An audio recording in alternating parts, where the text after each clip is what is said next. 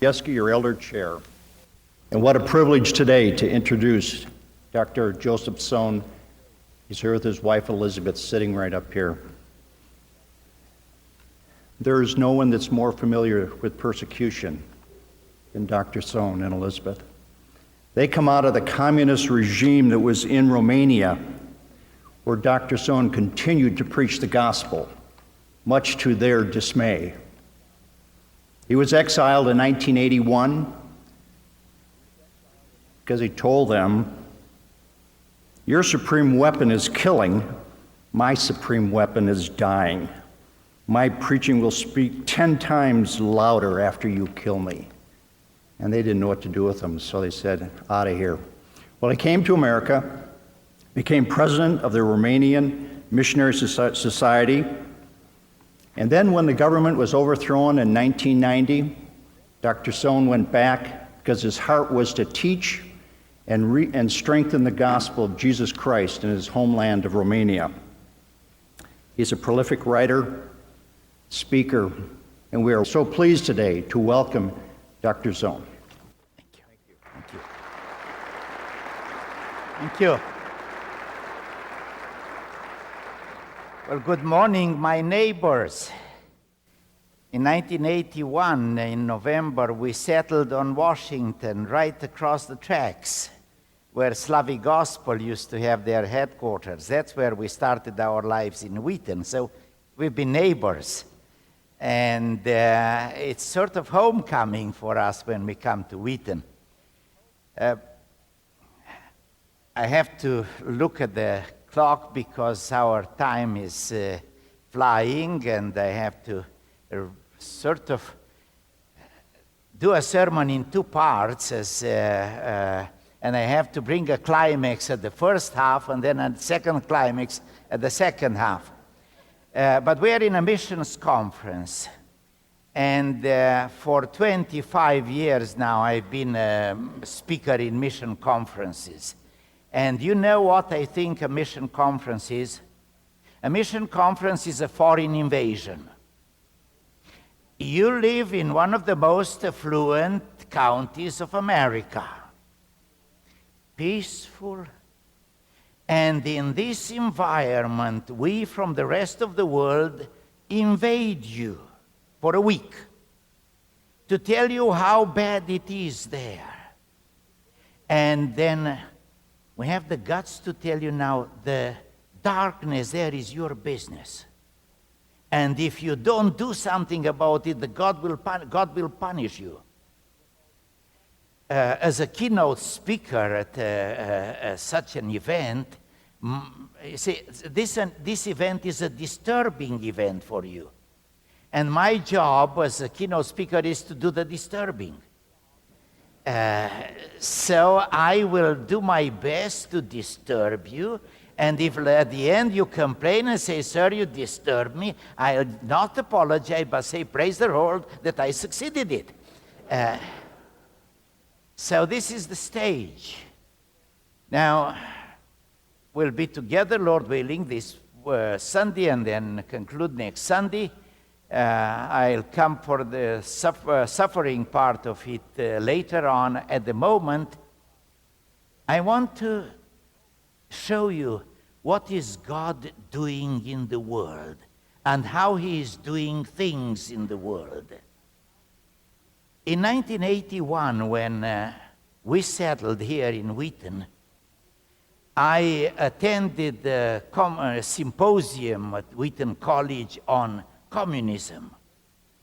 And I shocked my audience, telling them communism will collapse all of a sudden. And the chairman of the meeting at the end sort of tried to excuse me to the others and say, "Well, Joseph is a rather naive, good-hearted man, thinking that communism will collapse. You see, it's too strong to think that it will ever collapse." Mark Knoll wrote an article in Books and Culture a few years ago telling the same story, how all the experts in the world were telling that communism was going to conquer the entire world. But there came this Romanian to Wheaton who shocked us, saying communism will collapse.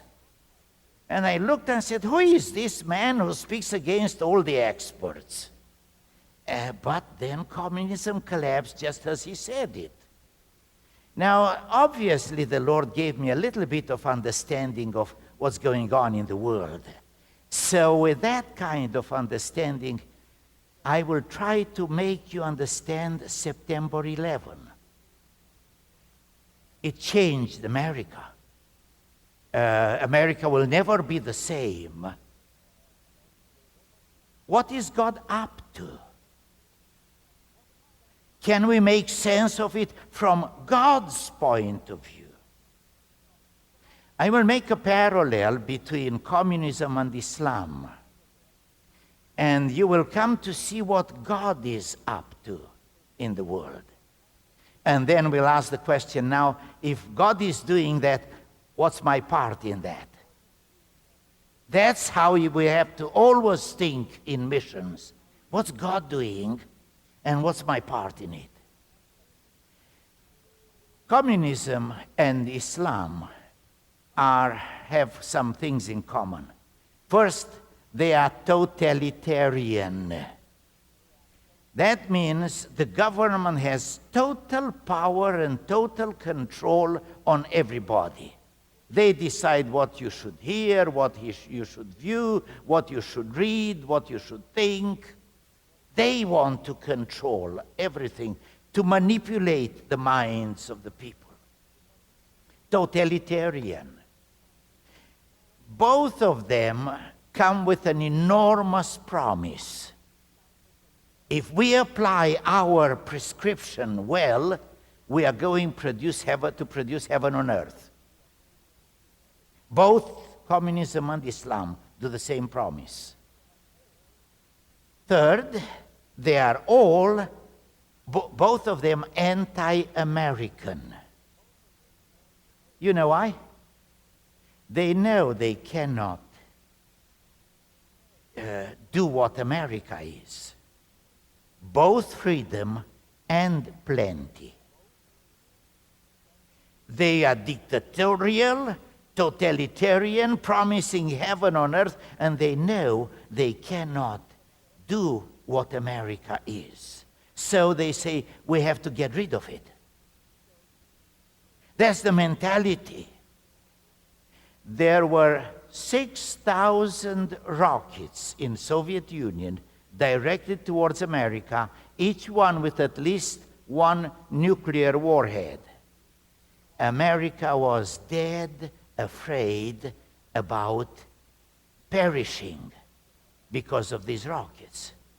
So America did everything to help it collapse. I think it was President Reagan who did the best job on that, and I don't have time to tell you how, but let me tell you that there were two things that made for the collapse of communism. First was their own failure to produce heaven on earth. After 30, 40 years, we woke up and we said instead of heaven on earth, they brought hell on earth. Second thing that collapsed it was a little thing called shortwave radio. Now, it's very difficult for you to understand and visualize.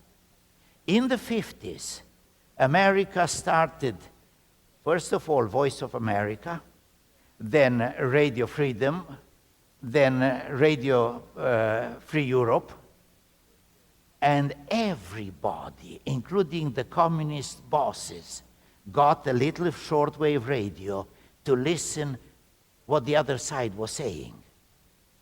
And we all, every night, we listened to one or the other of the stations. Especially Radio Free Europe, people who took refuge from our country were given by America the chance to speak back. And of course, we knew them from when they were prominent in Romania. Now we heard them on Radio Free Europe. Just imagine when I came here in 1981, immediately Radio Free Europe contacted me and said, would you now want to speak back to your own people? And they gave me 50 minutes for every Sunday to preach the gospel to Romania with American taxpayers' money. Okay? We were making the programs here near the tracks, sending them to New York, from there to Munich, Germany, and that's where they were put in the air. And everybody in Romania at 2:10 in the afternoon, Sunday afternoon, listened to my preaching. Somebody said to me, well, when you were in Romania, you preached to 2,000 every Sunday. Now you preach to millions every Sunday. And that was due to this radio.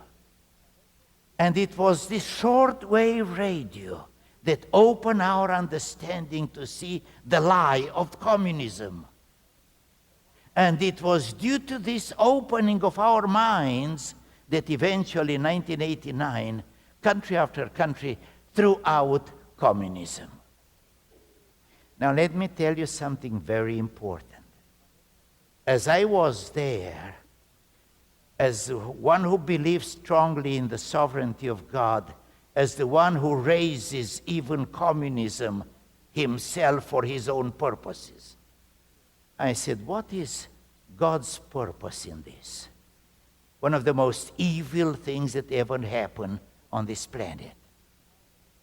And I saw how through denial of God, through atheist propaganda, they were creating a hunger for God.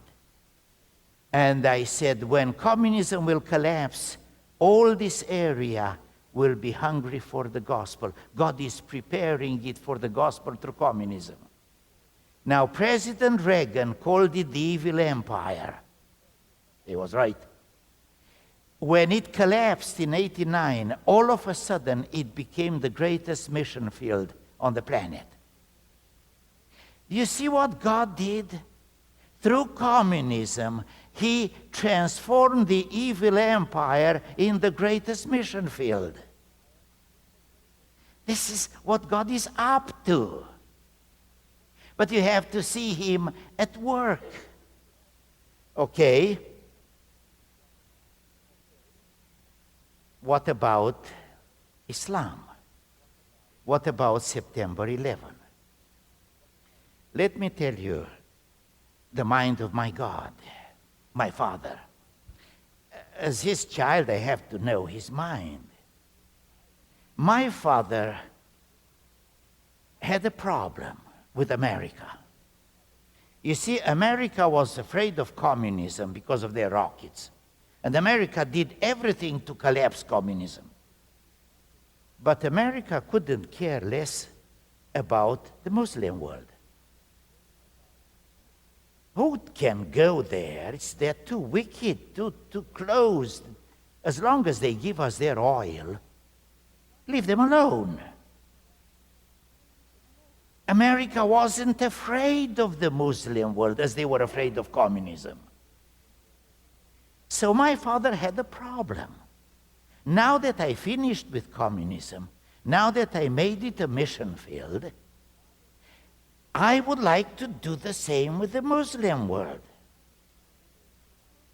But America, whom I raised to be the mission beacon of the world, doesn't do anything about the Muslim world. I have to make them think Islam, dream Islam, nightmare Islam. I have to turn America towards Islam. How can I do it? Oh, it's simple. And first of all, he invented a man called Ayatollah Khomeini. If you don't know, he was a Muslim cleric from Iran in France. In 1979, he made a coup in Iran, conquered the power, and every Friday he would preach in Tehran Mosque that they were going to produce heaven on earth through total Islam. But America poisons the minds of our youth. America is a bad example. America is the great Satan. We must kill Satan. I know, I was following those speeches, and I know how people in the free world and in America were laughing.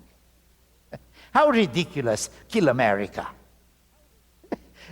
Isn't that a naive thing? An impossible thing, of course. But God raised a second man, a young man who listened to those speeches and took them seriously and said, oh, so the job is to kill America. I'll do it. I will build an army of suicidal warriors, infiltrate all the Muslim world with the idea. And one day we start killing Grey Satan. And September 11 was the beginning of the new war to kill Satan, kill America. And all of a sudden, America woke up. What's here? Look at the Muslim world. From Morocco to Indonesia, 1,200,000,000 people infiltrated by these people who want to kill us. Now, we either conquer them, conquer their minds, or we perish physically, literally.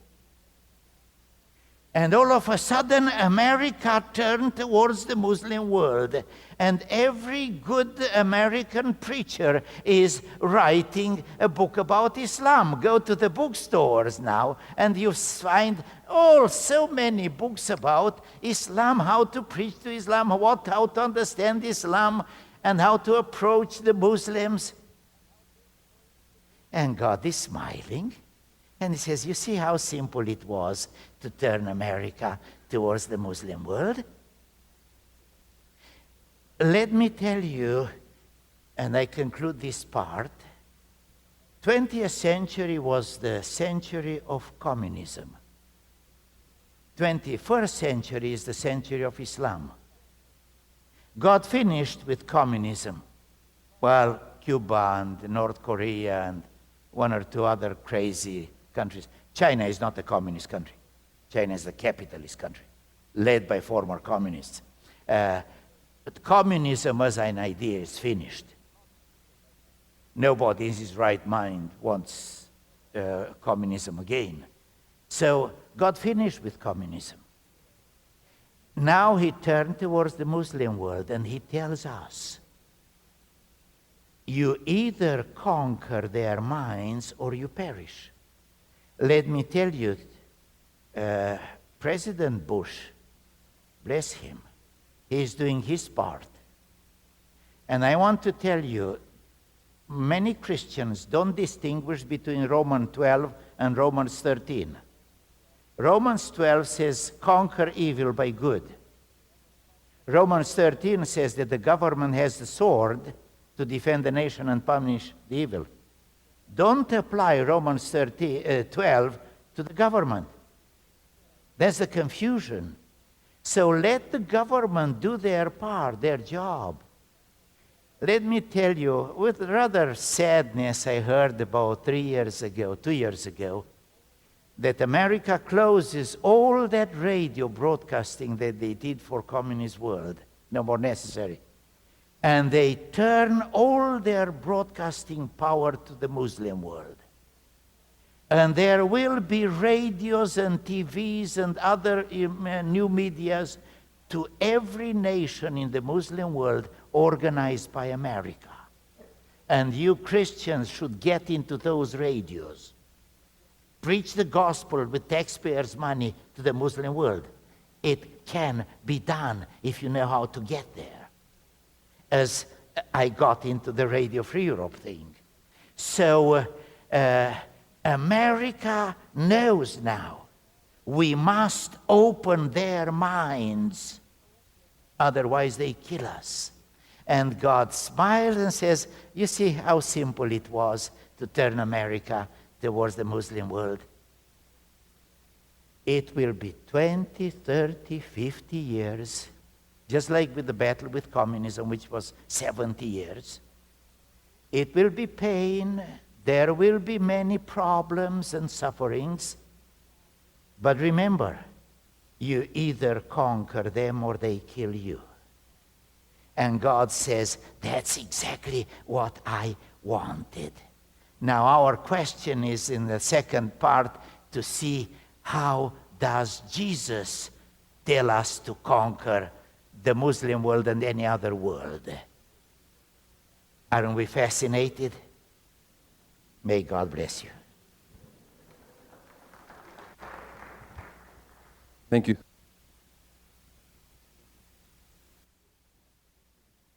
With you at the beginning as my neighbors, because we settled here and I worked in the Romanian Missionary Society. We had the president, and I was the president until a year and a half ago. I retired at 70, and there's a new president, Livius Percy. You will see him tomorrow night. And then we had an executive director who used to be Daryl Anderson. He is a member of the Bible Church. He retired last night, or we had a banquet for his retirement last night. And last night we installed the new executive director, who is Stuart Erderberg, your Stuart Erderberg. And all of a sudden, we sort of got into a new marriage, your church and the Romanian Missionary Society. And so from now on, we are not only former neighbors, we are co-laborers, because from now on, we will work with Stuart, and you will hear much more about Romanian Missionary Society from now on. President Reagan called it the evil empire. President Bush spoke about the axis of evil. President Reagan referred to the communist world, and George Bush referred to Iraq, Iran, and up to North Korea, the axis of evil. Now, the Lord Jesus taught us to think always in terms of two masters.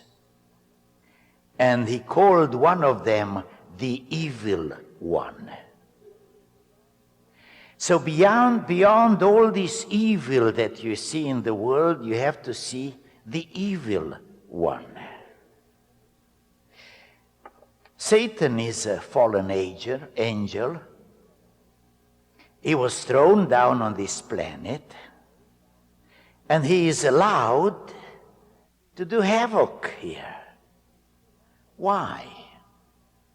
I know there are many theologians here in this place, great theologians, much greater than me, but I want to venture and say that the reason is obvious why God allows him to exist. And that is to create for us freedom of choice. You know, under communism, we were told that we had freedom of elections. But on the ballot, there was only one name. And we knew that that wasn't the freedom. Freedom is only when you have two on the ballot, two names. And God wanted us to be really free to choose. So he allows this evil person, who is totally opposite to everything that God is, to allow him to come close to each one of us and to offer us his views. Like God tells us, I love you, I have a great plan for you, I want you to spend eternity with me in glory. And then he pulls back. And all of a sudden you hear another voice. Don't be a fool. Life is only here and now. Don't you see you have a chance now? Grab it. Use this chance. Enjoy. Take advantage. Express yourself. Life is only here and now. Is any one of you who never heard this voice? That means you are all the time between these two. Each one gives you his offer. So, let me give you the principles of being human. The first issue is whom you believe. There are two. Who offers you their message.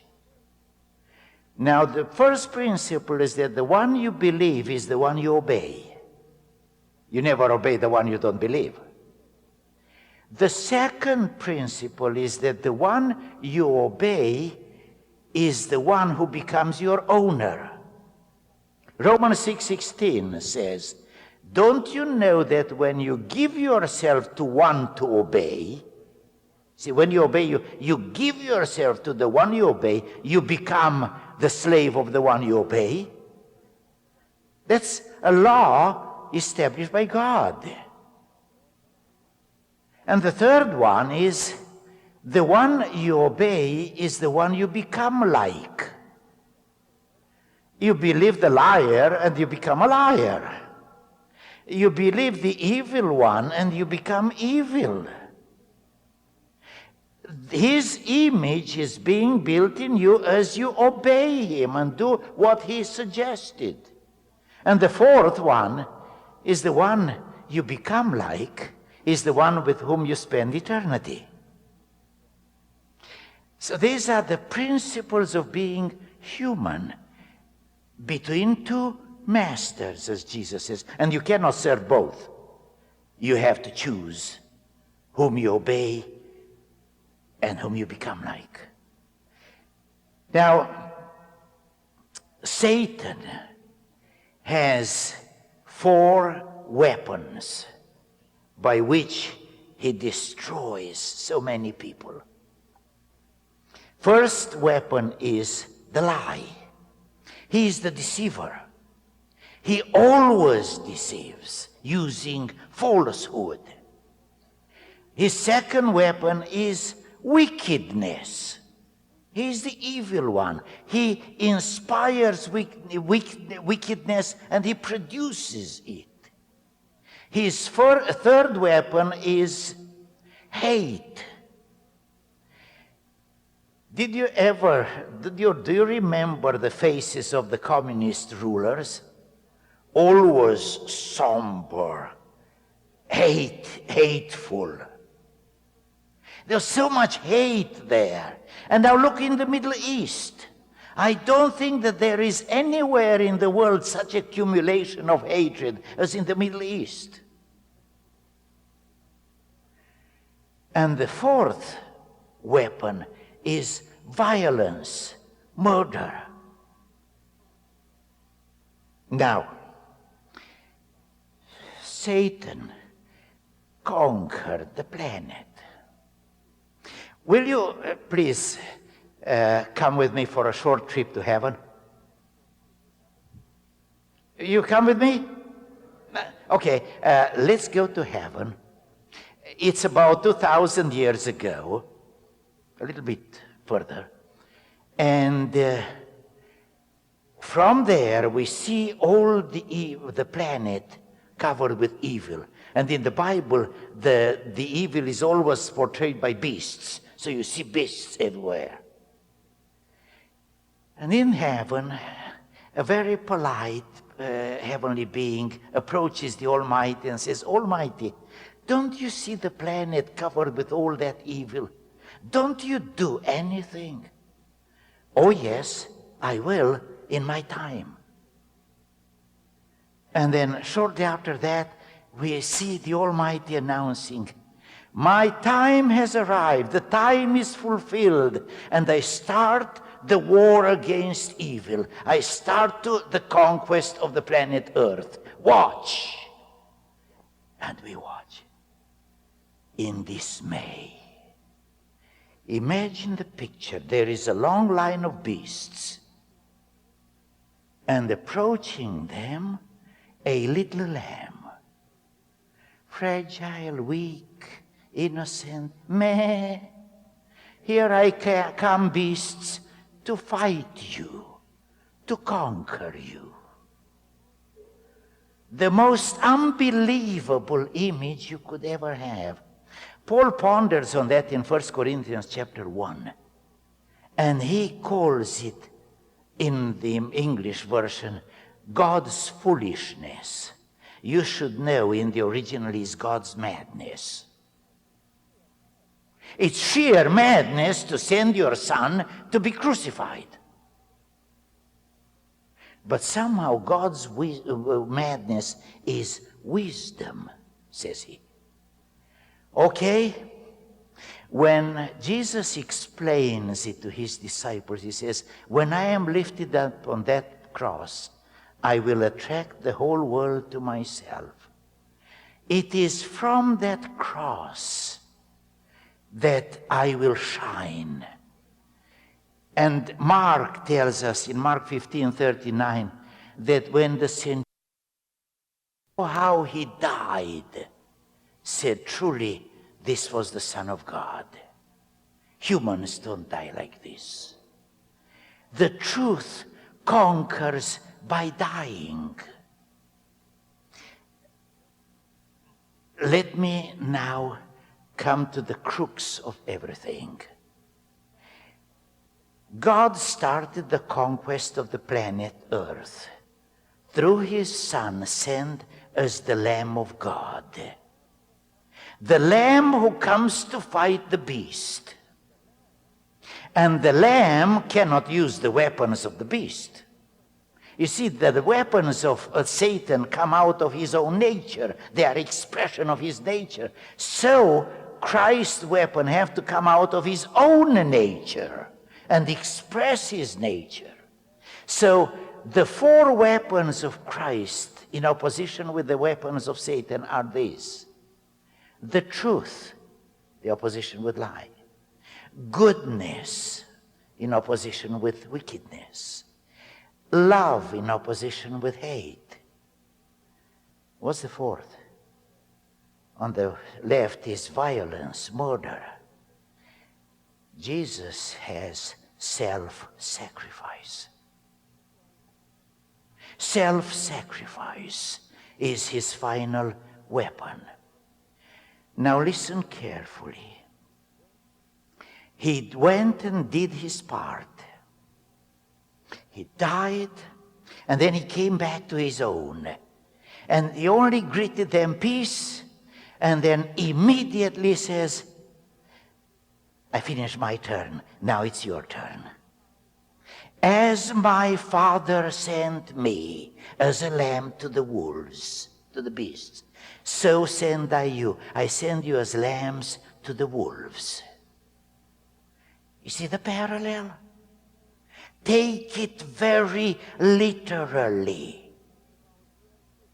At about the year 200, there was a lawyer somewhere in the Roman Empire who looked to these Christians going to the arena to be thrown to the lions, singing with joy. And that intelligent lawyer said, humans don't do that. Humans don't go to be thrown to the lions or to be crucified there, singing with joy. These don't seem to be human. What are they? What do they have? And you know, he infiltrated them to discover their secret. And he found the secret, Jesus. And he became a Christian. And his name was Tertullian. And Tertullian wrote a few books in which he explained this miracle. How every drop of blood of a Christian martyr becomes a seed of another Christian.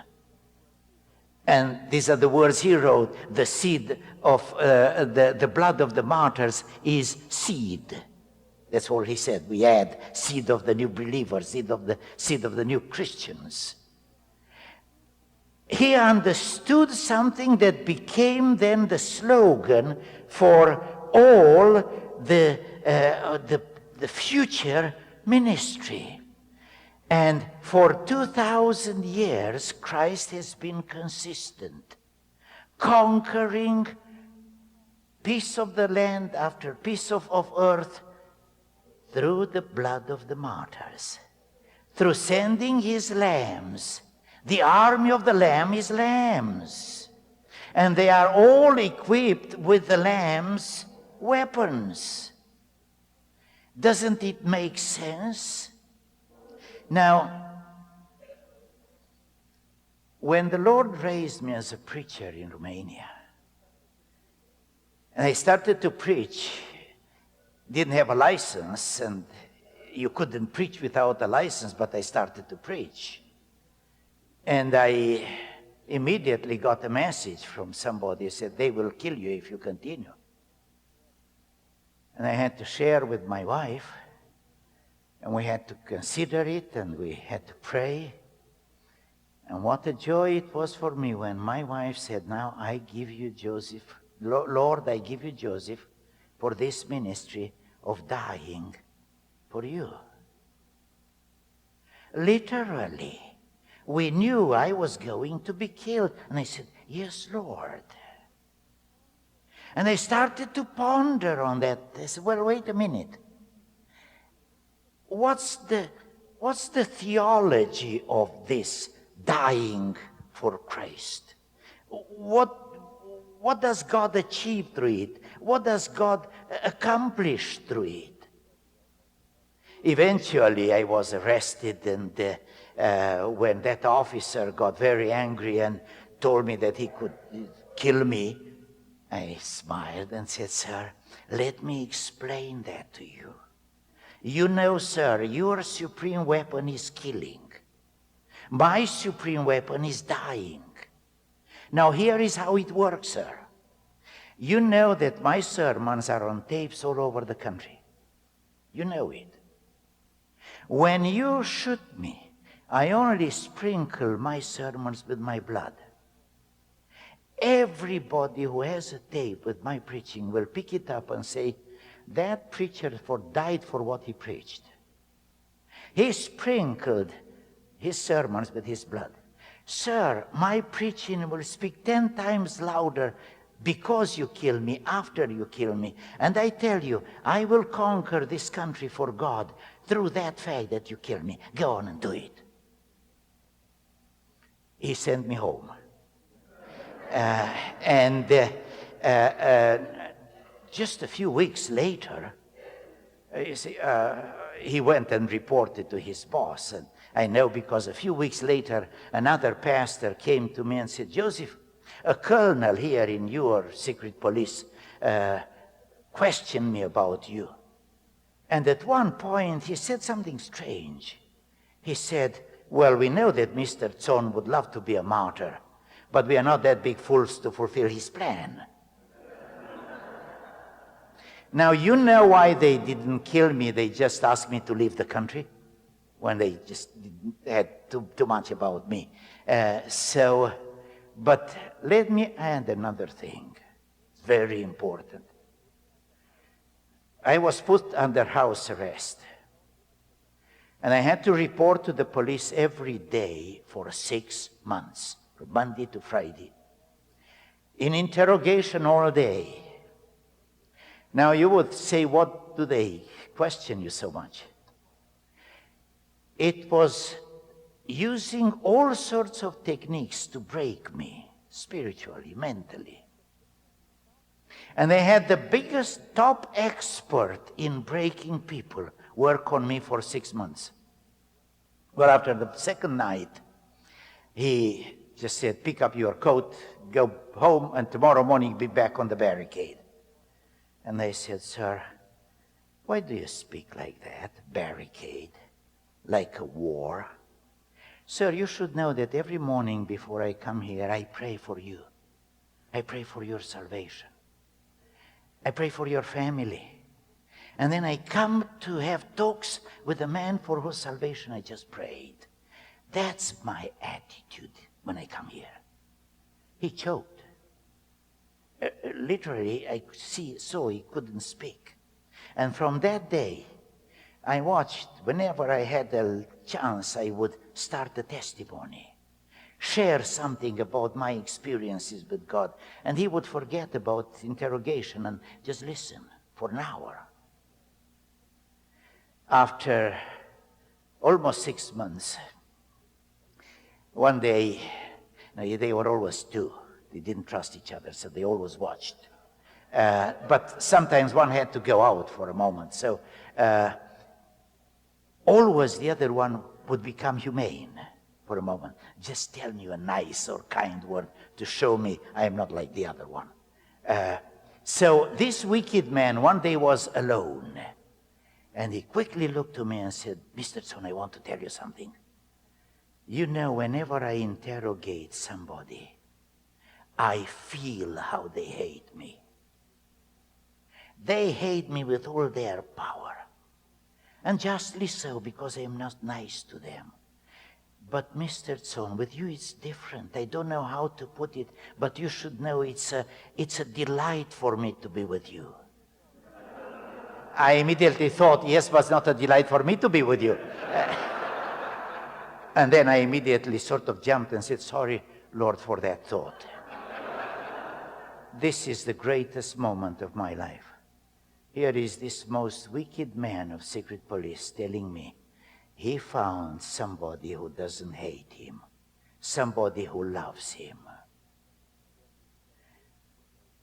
When the interrogation was over, he came alone to tell me charges were dropped, there was going to be no trial, and said, you go free, we'll not see each other anymore, and I cannot comment on what happened here, but you should know one thing, Mr. Tson, I'll miss you. I thought about this, and you know when a preacher has this kind of happenings, he puts them in sermons. So I made a special sermon with these happenings. And I entitled it, The Aggression of Love. I said to my people, now you think that these people jump on us, they are the aggressors on us. No, no, no, no. We are the aggressors. We come with the truth of God here, and we disturb them with the truth of God. So they jump on us to tear us to pieces, but with our last breath we say, but we still love you. And when they tear us to pieces, at least some of them become lambs. This is how God conquers here, by this aggression of love. So we are equipped with the truth. And we come in goodness in that wicked world. And we come with the love of Christ.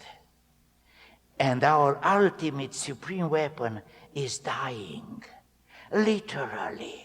And it is that really seals everything and makes the conquest. Now, look at the Muslim world. I told you, God looks to the Muslim world and as his business. Southern Baptists had 3 missionaries killed in Yemen 2 years ago, and 3 missionaries killed in Iraq a year after. There were desperate and angry calls from all America to the mission board saying, bring our missionaries out of there.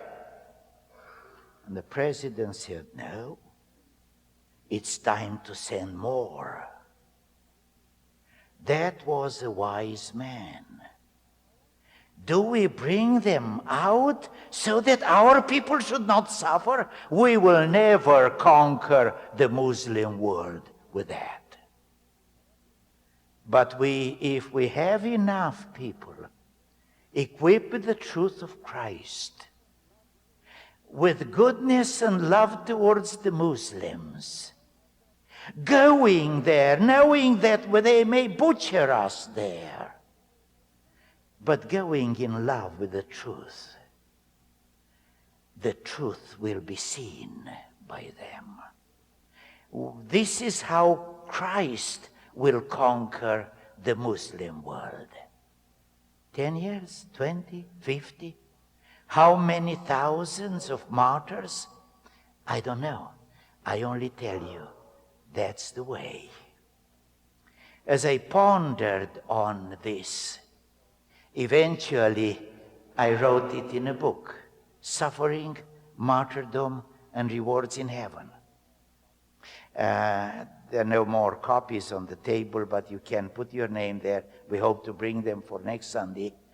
But if you want to be a martyr, this is the only book on the market on martyrdom. So you must study my book. Hurry! Christ needs an army of martyrs to conquer. Did I disturb you? Praise the Lord if I succeeded. Amen.